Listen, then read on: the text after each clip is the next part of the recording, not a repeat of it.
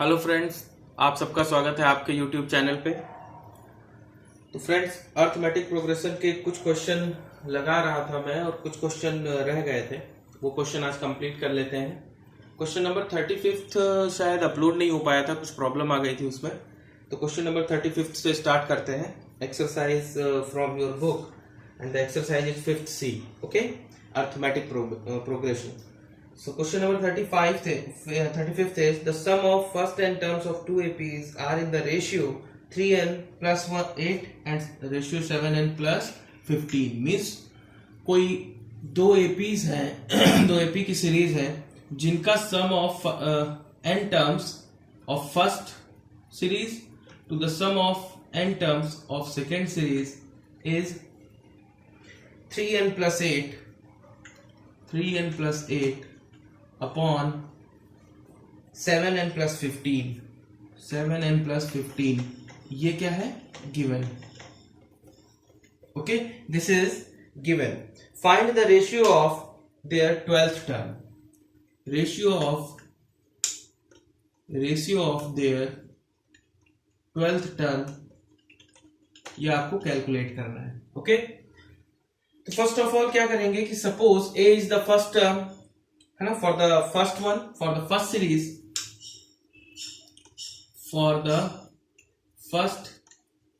Series, A1 be the first term and D1 be the common difference and A2 and D2 for the second series of AP. Okay, सबसे पहले ये assume करेंगे, ये लिखेंगे. उसके बाद क्या करेंगे? उसके बाद देखिए क्या फॉर्मूला है, sum of n terms of first AP. Okay, so that means n by 2a1 plus n minus 1 d1. Okay, ठीक है, upon n by 2a2 plus n minus 1 d2 is equals to 3n plus 8 upon 7n plus 15. 3n plus 8 upon 7n plus 15. Okay, this n by 2 will cancel out. What will remain? Remaining will be 2a1 plus n minus 1 d1 upon 2a2 plus n minus 1 d2 is equals to 3n plus 8 upon 7n plus 15. ठीक है, ये बन गया. Clear? तो जब भी आपको mth term निकालना हो, जैसे इसमें उसने कहा है कि find the 12th term. Okay, तो जब भी आपको कोई ऐसा mth टर्म निकालना हो और कोई सम ऑफ रेशियोज दिया हो, है ना, तो उसके लिए याद रखेंगे बेटा, याद रखेंगे, इसके लिए नोट करके याद रखेंगे इसको. टू फाइंड mth टर्म, यहाँ पे 12th है, 9th है, कुछ भी हो सकता है. तो टू फाइंड mth टर्म अगर फाइंड करना है तो रिप्लेस n बाय n को किससे रिप्लेस करना है? 2m-1 से. किससे रिप्लेस करना है? 2m-1 से. इसका मतलब ये है कि mth टर्म था, यहाँ पे क्या है? 12th दिया हुआ है, तो n की जगह क्या पुट करना है हमको? 2 into 12-1 that is 23. Okay, to find the mth term, this one is the concept. ये आपको याद रखना है कि हमें n को 2m-1 से रिप्लेस करना है. तो इसका मतलब ये equation first, so the ratio will be, the ratio of 12th term will be 2a1 plus 23 minus 1 d1 upon 2a2 plus 23 minus 1 d2 is equals to 3 into 23 plus 8 upon 7 into 23 plus 15. Okay, ठीक है. आइए, ये क्या हो जाएगा? 3 3 जा 9, 3 2 जा 6 plus 8 upon 7 3 जा 21 का 1, 2 in hand, 7 2 जा 14 and 2 that is 16 plus 15. Okay, तो ये क्या हो जाएगा? 77 इसको ऐड कर लो, ठीक है।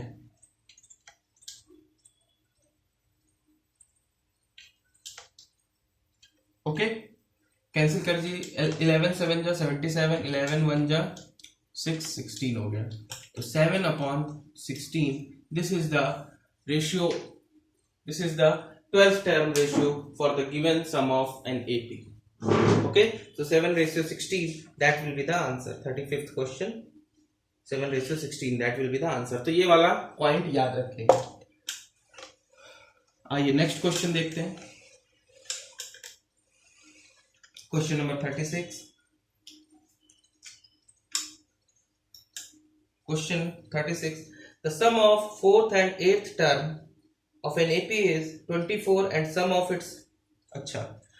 4th and 8th term of an AP is 24. Okay, क्या दिया हुआ है, sum of 4th term and 8th term is 24, है ना, पहली कंडीशन ये दी गई है, and the sum of its 6th and 10th term is 44, and दूसरी कंडीशन क्या दी गई है, 6 and sum of 6 and 10th term is 44 and 10th term is 44। ये दो कंडीशन आपको गिवन है, ये कंडीशन क्या है, गिवन है। ओके, इसके बाद आपसे पूछा गया है find the sum of first 10 terms, find the sum of first 10 terms. तो 10 शुरुआत के 10 टर्म्स का आपको क्या निकालना है, सम निकालना है। तो सबसे पहले सम फाइंड करने का अगर फॉर्मूला आप देखो तो आपको S10 means n equals to 10 दिया हुआ है, A और D पता होना चाहिए। ओके, तो पहले इन दोनों इक्वेशन से हम देखते हैं कुछ बन जाए। Fourth term means A plus n minus 1D plus 8th term means A plus n minus 1D is equals to 24। Okay, it means 2A plus 10D is equals to 24, it means A plus 5D is equals to 12।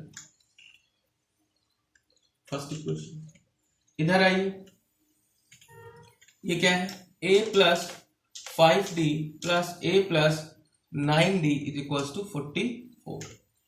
Okay, इसको आप लिख सकते हो 2a plus 14d is equals to 44। इसका मतलब a plus 7d is equals to 40 not 44, 2 से divide कर दिया पूरे को। Question number 2। ओके, अब इन दोनों को सॉल्व कर लेंगे। Solving these two, a plus 7d is equals to 22, ये क्वेश्चन सेकेंड है। सब्सट्रैक्ट कर देंगे, ये कट गया, ये क्या बचा, माइनस का 2d और यहाँ क्या बचा, माइनस का 10। ठीक है, इसका मतलब d is equals to 5। d की वैल्यू आ गई, अब d की वैल्यू यहाँ पुट कर देंगे। So a plus 5 into 5 is equals to 12, means a is equals to 12 minus 25, that is minus 13। देख लीजिए, a की वैल्यू कितनी आ गई, माइनस 13, और d की वैल्यू कितनी आ गई, 5। क्लियर, दो चीजें क्लियर हो गई, d की वैल्यू पता चल गई, a की वैल्यू पता चल गई। सो सम of 10 terms is 10/2, 2 into a, that is minus 13 n minus 1 plus n minus 1 होता है, तो plus 10 minus 1, d is 5। Okay, इसको सॉल्व कर लेंगे, this will become 5, this is minus 26 plus 9 और 5 45 हो गया। ओके, तो ये हो गया 5 इंटू, देख लीजिए मल्टीप्लीकेशन वगैरह सही है।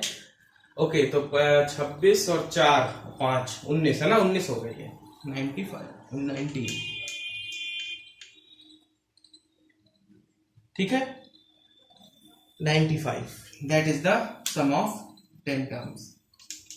क्लियर, चलिए आइए नेक्स्ट क्वेश्चन देखिए, क्वेश्चन नंबर 37।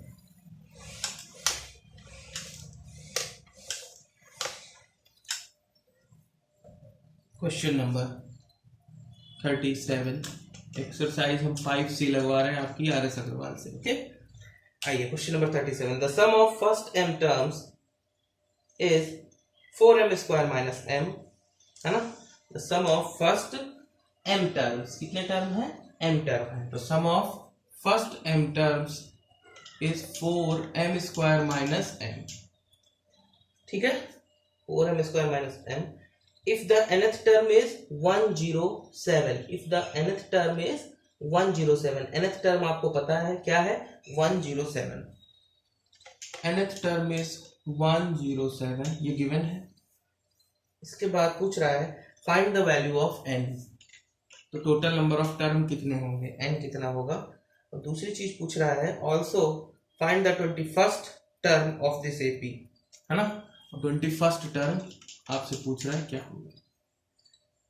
ओके, ठीक है, क्लियर। तो अगर आपको mth टर्म दिया है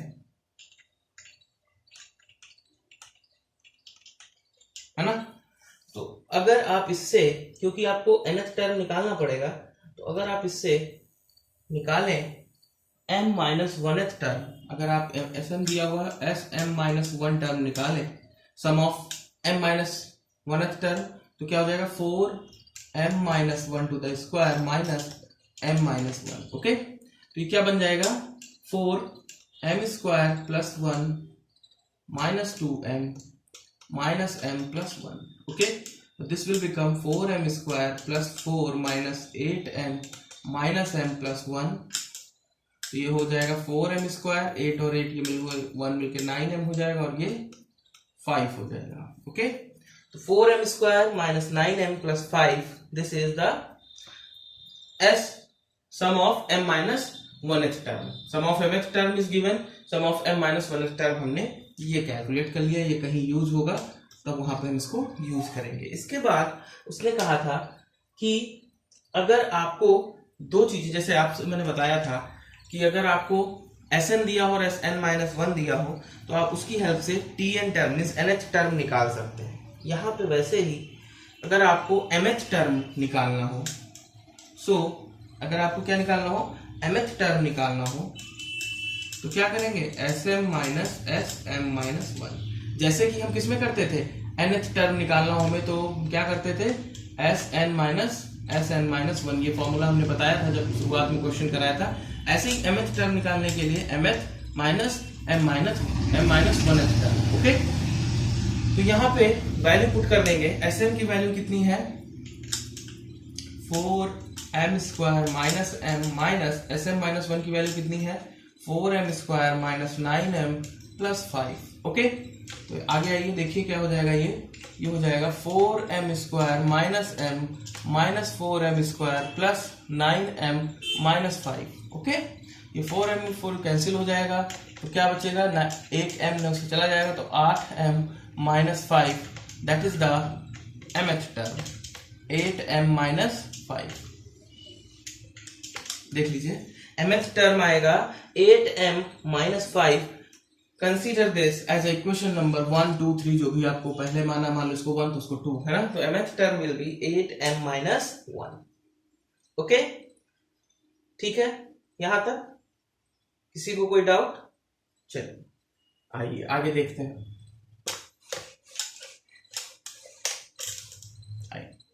आपको nth टर्म गिवन थी 107, nth टर्म क्या गिवन है 107। एक मिनट जरा क्वेश्चन पढ़िए। If the nth term is 107, okay, ठीक है, ओके, क्वेश्चन में गिवन है nth term is equals to 107। तो if mth term is this one, अगर यहां से देखो तो देन nth टर्म क्या होगी 8n-5। भाई mth टर्म में m आ रहा है, nth टर्म में n आ जाएगा। इसका मतलब 8n-5 इज इक्वल्स टू 107। इसका मतलब 8n is equals to 107 plus 5, that is 112।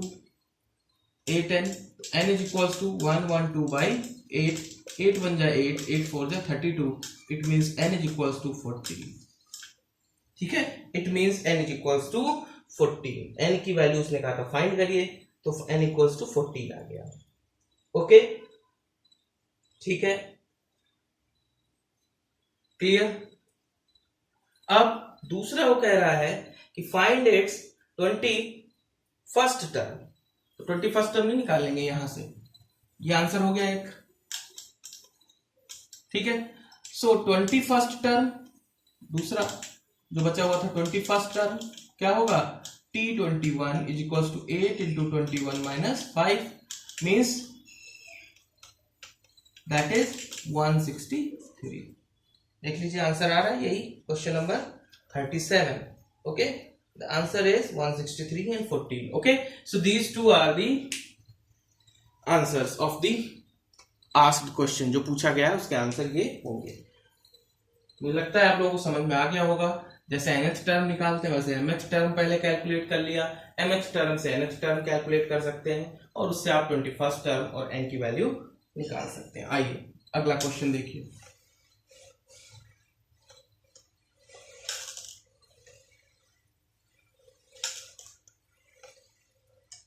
चलिए question number 38। Question number 38. The sum of first q terms of an AP is 63q minus 3q square. Its pth term is minus 60. Find the value of p. हाँ, ये आप लोग कर लोगे, ये बिल्कुल उसी तरीके से है क्वेश्चन नंबर 37 जैसा ही है 38, है ना। तो पहले आपको qth टर्म दिया गया है तो q माइनस 1th टर्म निकाल लेंगे, उसके बाद t के टर्म में निकाल लेंगे और वहां से आप p की वैल्यू निकाल लेंगे, है ना। ठीक है, कर लोगे 38। देखो बता ही दे रहा हूं, थोड़ा सा आप लोग खुद से करिएगा। The sum of Q terms, S Q दिया हुआ है आपको कितना, 63q माइनस 3q स्क्वायर, है ना। तो इससे आप क्या करोगे, एस क्यू माइनस 1 निकाल लोगे, ठीक है। फिर क्या निकाल लोगे, क्यूएच टर्म निकाल लोगे, क्या होगा S Q minus S Q minus 1, है ना। यहां से क्यूएच टर्म निकल आएगी, क्यूएच टर्म निकल आएगी। उसके बाद आपको क्या दिया हुआ है, पीएच टर्म दिया हुआ है आपको माइनस 60, सॉरी हाँ देख लीजिए माइनस 60, हाँ माइनस 60 ये दिया हुआ है। तो यहाँ क्यू के टर्म, जो क्यू का टर्म आएगा उससे पी की वैल्यू रख देंगे, पीएच टर्म आ जाएगा, वहां से आप पी की वैल्यू निकाल लेंगे। और जब पी की वैल्यू निकल आएगी उसके बाद वो कह रहा है कि निकालिए 11th टर्म, तो यहाँ वाला जो भी रिलेशन आएगा उसमें 11 क्यू की जगह पुट कर देंगे 11, तो आपका दूसरा आंसर हो जाएगा। बिल्कुल सिमिलर लगेगा 36 37 जैसा जैसे हमने किया है। तो क्वेश्चन नंबर 38 आप लोग कर लेंगे। कोई डाउट होगा तो कमेंट बॉक्स में लिखेंगे, मैं आपको करके दिखा दूंगा। Now next question is question number 39।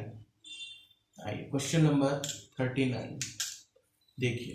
Question number 39 कहता है find the number of terms in an AP -12, -6, sorry -12, -9, -12, -9, -6 dot dot dot up to 21, है ना। और इसमें क्या फाइंड करना है, number of terms. If one is added to each term of this AP then find the sum of all numbers of AP thus obtained। Okay, तो सबसे पहले आपको नंबर ऑफ टर्म्स निकालने हैं इसके, है ना। तो नंबर ऑफ टर्म्स मुझे लगता है आप लोग निकाल लोगे। कैसे, a इज इक्वल्स टू क्या है यहाँ पे -12 है, d इज इक्वल्स टू क्या होगा -9 + 12 दैट इज 3। ओके ठीक है, तो लास्ट टर्म आपको पता है 21 है, तो l equals to a plus l minus 1 d, है ना, या n माइनस 1 nth टर्म है तो n minus 1, l is 21, a is -12 plus n minus 1, d is 3।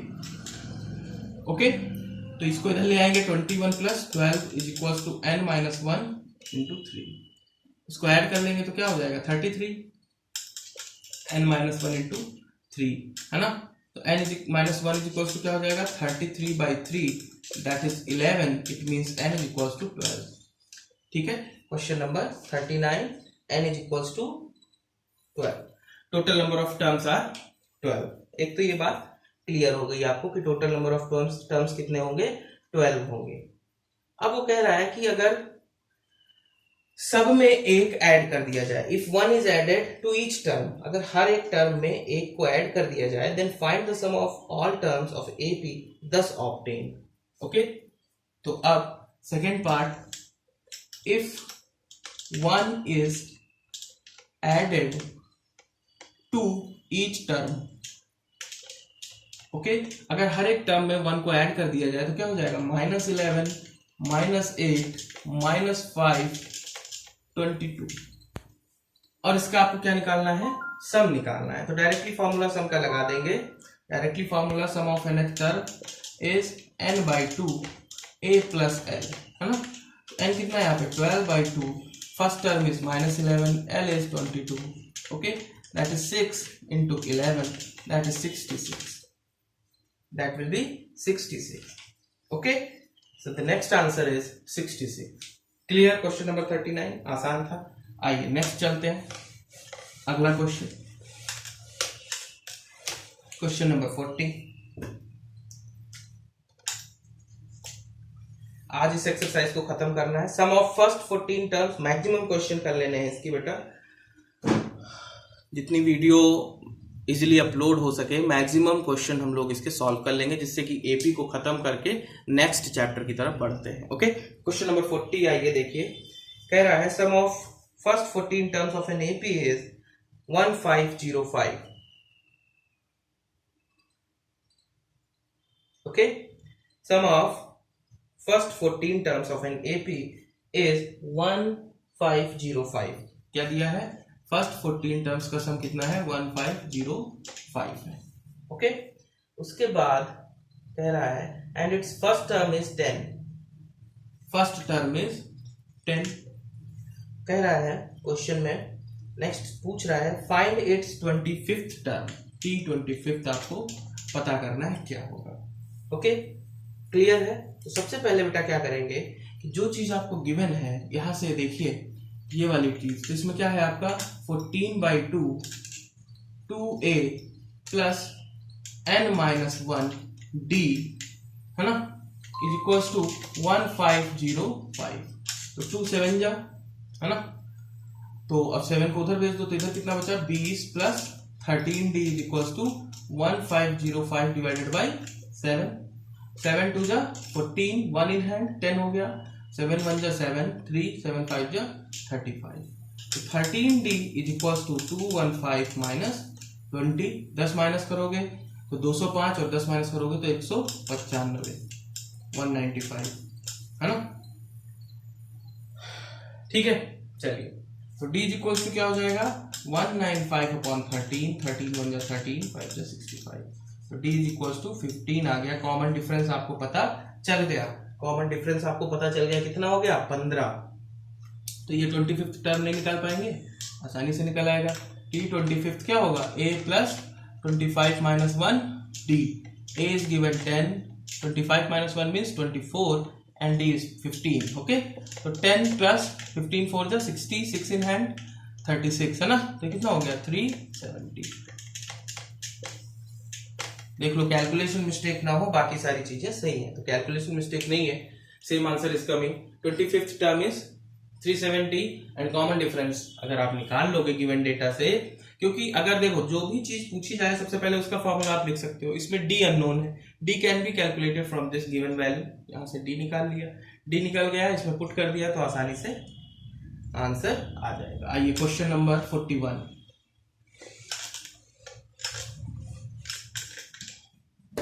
Question number 41 क्या कहता है, find the sum of first 51 terms of AP whose second and third terms are 14 and 18 respectively। देखो कितना आसान question दिया है। सेकेंड टर्म आपको दिया है क्या है 14, थर्ड टर्म दिया है 18, कितने डिफरेंस है, तो फर्स्ट टर्म नहीं निकाल पाओगे, हैं क्या होगा 4 का डिफरेंस है तो 8 होगा। फर्स्ट टर्म क्या होगा 8 होगा।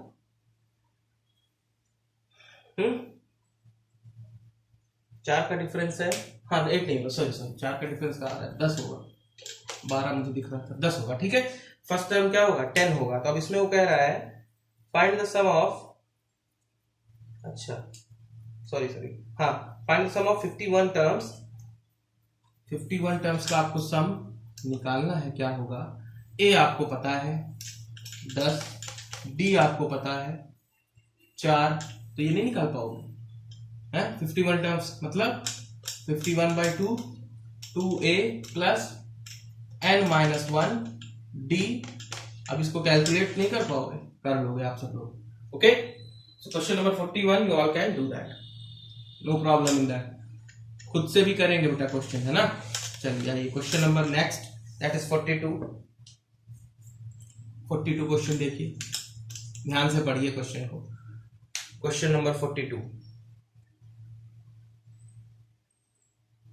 देखिए, इन a school students decided to plant trees in and around the school to reduce air pollution। एक स्कूल में बच्चों ने ये प्लान किया कि वो स्कूल लगाएंगे, सॉरी ट्रीज लगाएंगे स्कूल के अंदर और बाहर, जिससे कि पोल्यूशन कम हो सके। Okay, it was decided that the number of trees that each section of class will plant will be double of the class in which they are studying. उन्होंने कहा कि हर एक सेक्शन के बच्चे जो भी प्लांट लगाएंगे वो जिस सेक्शन में पढ़ रहे हैं, जिस क्लास में पढ़ रहे हैं, उसके डबल प्लांट लगाएंगे। मींस अगर सेकेंड क्लास के बच्चे हैं तो वो 4 लगाएंगे, थर्ड क्लास के बच्चे हैं तो 6 लगाएंगे, फोर्थ क्लास के बच्चे हैं तो 8 ट्रीज लगाएंगे, इस तरीके से। If there are 1 to 12 classes in school, अगर 1 से 12 तक क्लासेस हैं, and each class has 2 sections, और हर एक क्लास में कितने कितने सेक्शंस हैं, 2 सेक्शंस हैं। Then find how many trees were planted by students, तो कितने ट्रीज स्टूडेंट्स ने लगाए, which value is shown in the question. Okay, ठीक है। तो सीबीएसई 2014 में ये क्वेश्चन नंबर 42 पूछा गया है आप लोगों से। तो देखिए बेटा, है ना, ध्यान से देखिए क्या दिया हुआ है, number of trees planted by students by each section. देखो क्या दिया हुआ है, number of trees planted by student of each section, हर एक सेक्शन के स्टूडेंट ने, ईच सेक्शन ऑफ क्लास 1 मान लो, है ना, ईच सेक्शन ऑफ क्लास 1, ठीक है। Number of trees planted by student of each section of class 1 कितने होंगे, 2। भाई एक हर सेक्शन का बच्चा जितने भी जिस क्लास में है उससे डबल लगाएगा, तो क्लास 1 का है तो 2 लगाएगा। लेकिन वो कह रहा है कि देयर आर 2 सेक्शंस, है ना, क्या गिवन है क्वेश्चन में, there since there are 2 sections of each class, है ना, 2 सेक्शन है हर एक क्लास के। इसका मतलब number of trees planted bye, इसका मतलब ये हुआ कि number of trees planted by student of class 1 क्या होगा, 2 इंटू 2 सेक्शन है तो किससे मल्टीप्लाई कर देंगे, 2 से। इसका मतलब 2 into 2 that is 4।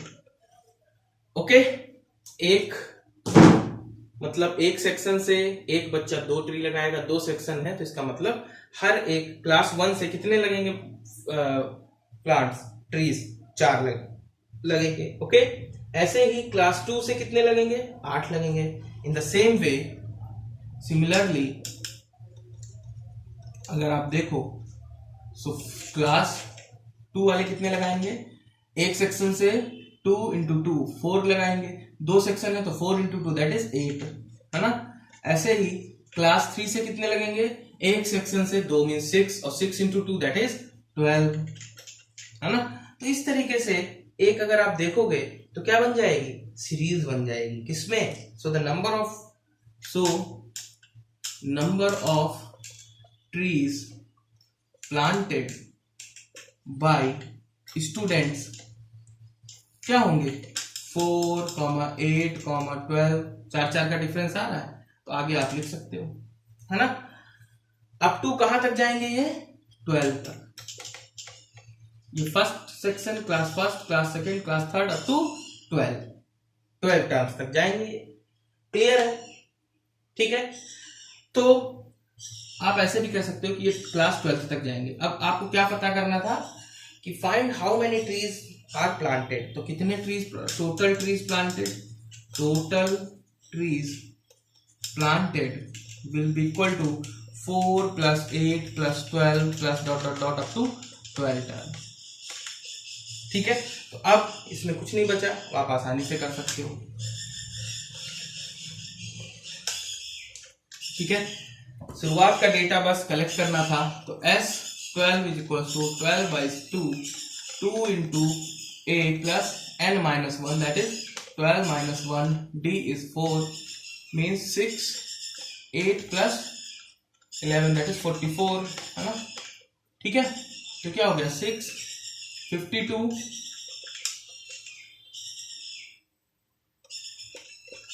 Total trees planted is 312। कितने टोटल ट्री प्लांट होंगे 312, ठीक है, क्लियर है। चलिए क्वेश्चन को ठीक से पढ़ेंगे अपने आप हो जाएगा। आइए नेक्स्ट क्वेश्चन देखते हैं, question number 43। Okay, question number 43, question number 43।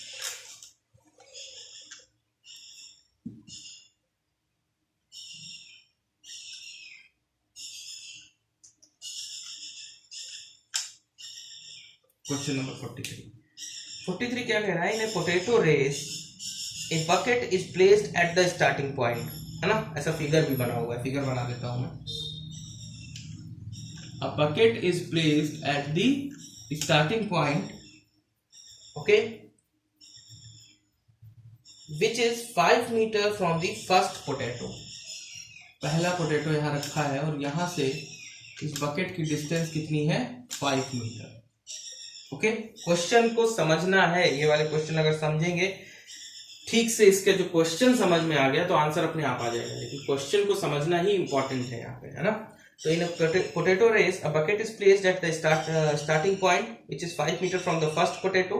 Potato उठा उठा के बकेट में रखना है, पहला 5 मीटर पे है, and the other potatoes are placed 3 metre apart in a straight line, और दूसरे पोटैटो जो है वो 3-3 मीटर की डिस्टेंस पे है,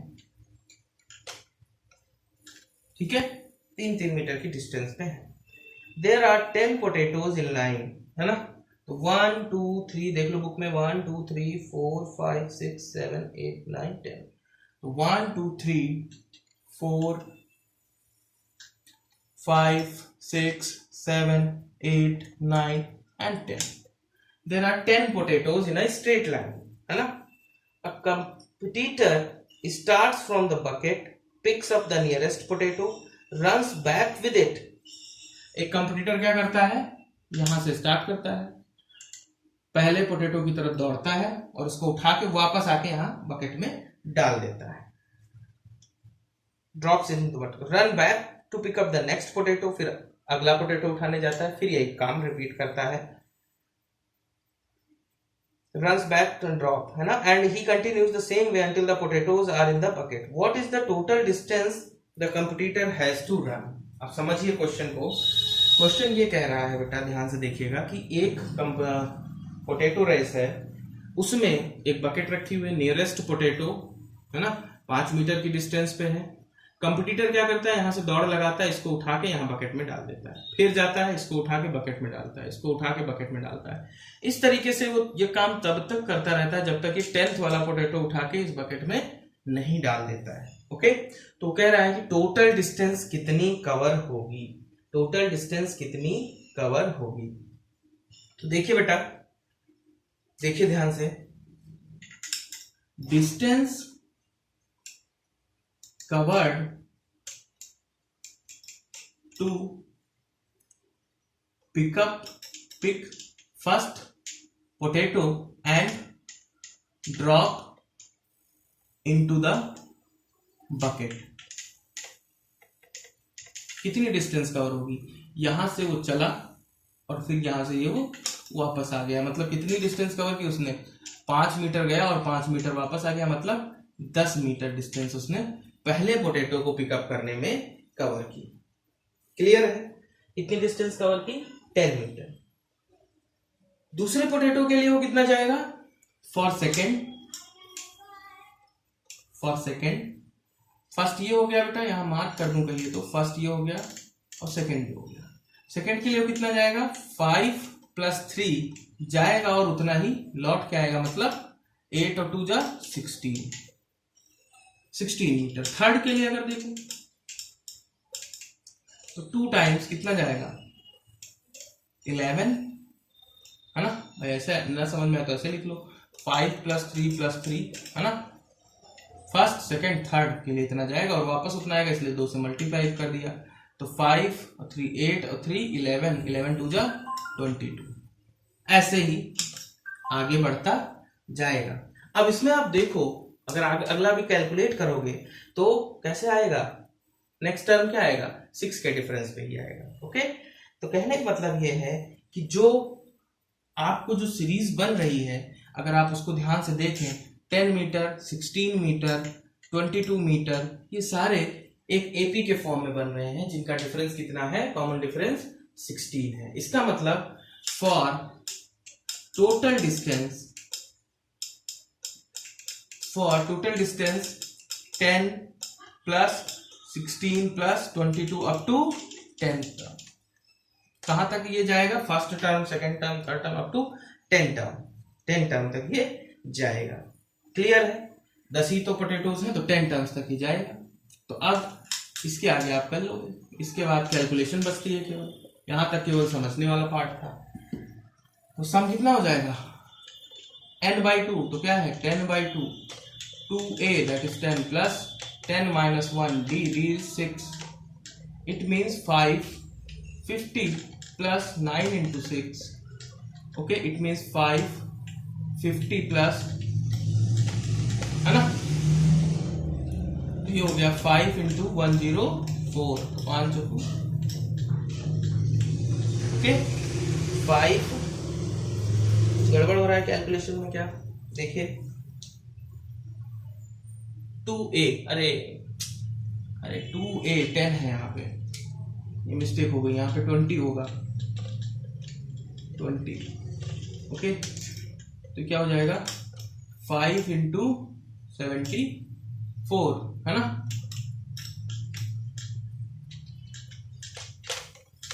370 मीटर, 370 मीटर। इसका मतलब वो कंपटीटर कितना रन करेगा, 370 मीटर तक रन करेगा टू पिक द लास्ट और 10th पोटैटो और उसको वापस बकेट में डालने के लिए। आइए नेक्स्ट क्वेश्चन देखते हैं, 44।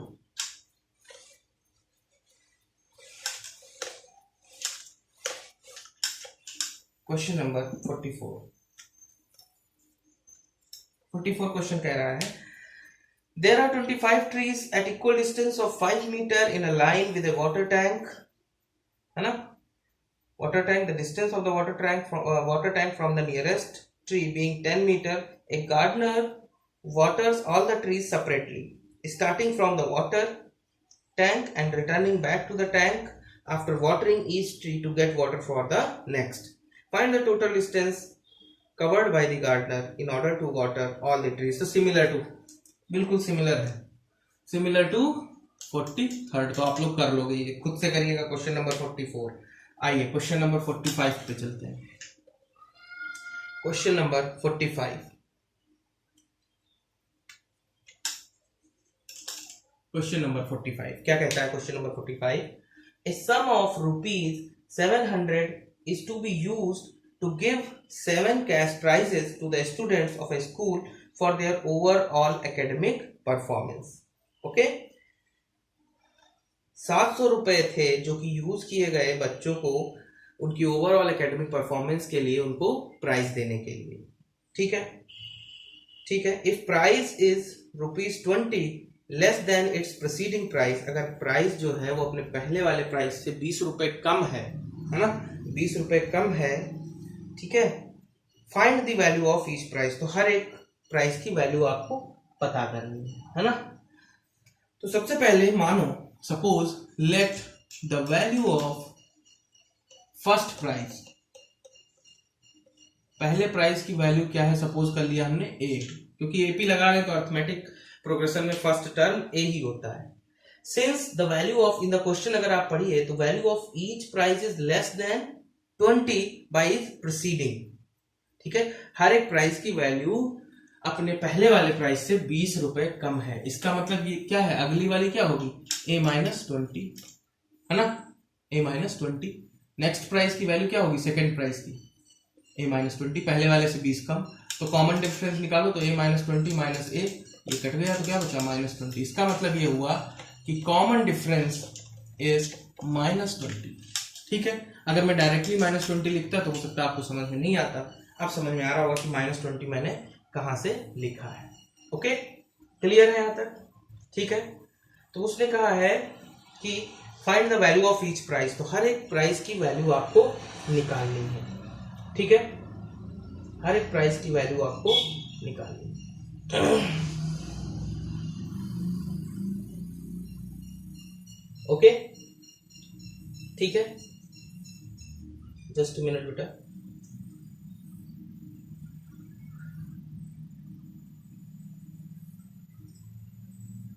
ओके, तो in the question it is given number of cash prize is given.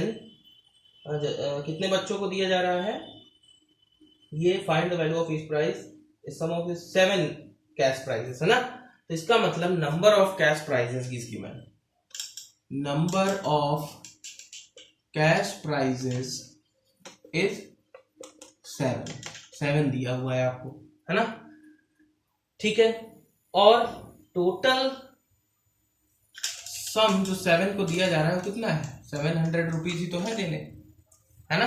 700 rupees ही तो दे रहा है, तो टोटल सम तो 700 ही होगा उनका, है ना? तो ये क्या होगा? 7/2 2a, a की वैल्यू तो हम लोगों को पता नहीं है क्या है ना? Plus n-1 d is -20 is equal to 700। ठीक है, इसको उधर भेज दो, ये क्या हो गया? 2a plus 6 into -20 is equals to 700 into 2/7, that is 100, that will be equal to 200. okay, तो 2a minus 6 2 जा 12 और 0 बढ़ गया है is equals to 200. okay, तो 2a is equals to 200 plus 120, that is 320. it means a is equals to 160. अब 160 क्या होगा? 320/2। भाई ये इसको उधर भेजोगे तो 320/2 तो 160 आ जाएगा। ओके, इसका मतलब find the value of each price, हर एक प्राइस की आपको वैल्यू फाइंड आउट करनी है। तो फर्स्ट प्राइस की वैल्यू कितनी होगी? अब इसका मतलब आप फाइनल आंसर लिख लोगे,